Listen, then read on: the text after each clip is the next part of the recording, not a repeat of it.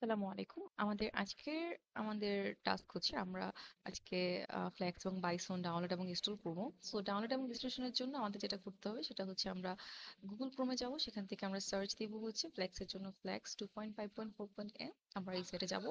এই সাইটে যাওয়ার পর আমরা যদি এই যে আমাদের যেটা আমাদের লিঙ্ক আছে ডাউনলোড সোর্স ফোর্স থেকে যে ইএক্সি লিঙ্কটা, সেখানে ক্লিক করলেই আমাদের ডাউনলোডটা হয়ে যাবে।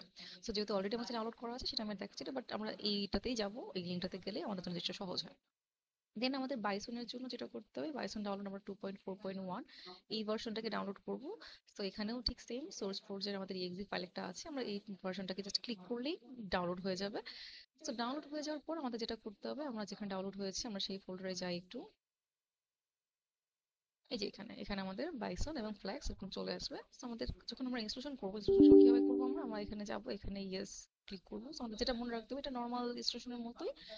শুধুমাত্র চেঞ্জটা হচ্ছে এখানে এরকম যে আমাদের যখন আমরা সিলেক্ট ডেস্টিনেশন লোকেশন এই জায়গাতে আসবো, তখন হচ্ছে আমাদের কি করতে হবে, এটা যাতে এই লোকেশনের মধ্যে যাতে কোনো স্পেস না থাকে, এটা আমাদের মাথায় রাখতে হবে। হ্যাঁ, সো আমাদের বেটার যে আমরা সি ড্রাইভটাকে ডিরেক্টলি সিলেক্ট করবো।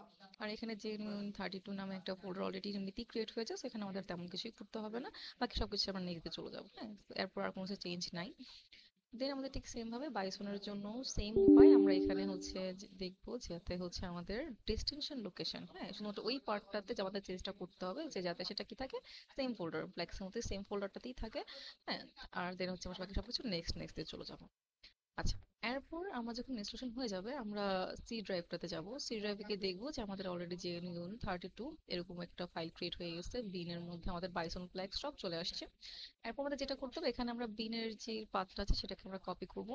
কপি করার পর আমাদের ইএনভি, আমরা হচ্ছে এনভায়রনমেন্ট না edit the system environment variable, সেখানে যাচ্ছি। এখানে এনভায়রনমেন্ট ভেরিয়েবলসে যাব। দেন আমাদের এখানে সিস্টেম ভেরিয়েবলস এর মধ্যে পাথ এই অপশনটাতে গিয়ে আমরা এডিট করতে যাব। করার পর যেটা করতে হবে, সেখানে আমাদের নিউ ক্লিক করে এখানে এই যে আমরা অলরেডি আমি এখানে দিয়ে রেখেছি, যেখানে পেস্ট করে আমরা সবকিছু ওকে ওকে দিয়ে চলে আসবো। তাহলে আমাদের হয়ে যাবে। আর এখানটা অবশ্যই মাথায় রাখতে হবে যে আমাদের কিন্তু ফ্ল্যাক্স এবং বাইসন কম্পাইল করার জন্য আমাদের জিসিসি এনভায়রনমেন্টের সেটআপটা থাকা লাগবে। সো যদি এটা না থাকে, এটা অবশ্যই ইনস্টল করে নিতে হবে। এতটুকু যদি এতটুকু আমাদের কমপ্লিট হয়ে যায়, তাহলে আমাদের ইনস্টলেশন ঠিক হয়ে যাবে।